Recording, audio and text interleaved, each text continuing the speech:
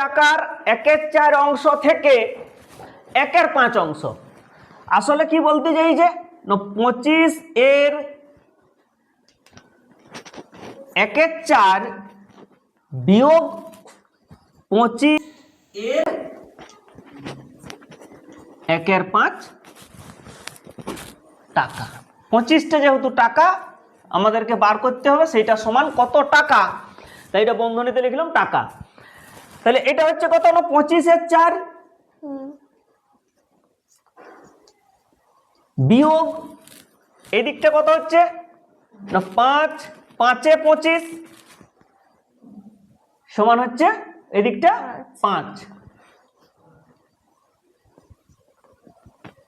টাকা। 4 তাহলে হচ্ছে 25 বিয়োগ 5 রে 20 সমান হচ্ছে কত 4 এর 5 সরি 5 এর 4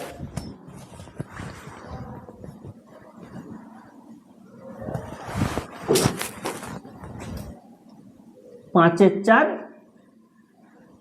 সমান হচ্ছে 1 পূর্ণ 1 এর 4 টাকা।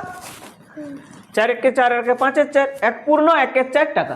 25 টাকার 1/4 অংশ থেকে 1/5 অংশ, তার মানে 25 টাকারই 1/5 অংশ বিয়োগ করলে বিয়োগফল কত হবে না 1 পূর্ণ 1 এর 4 টাকা।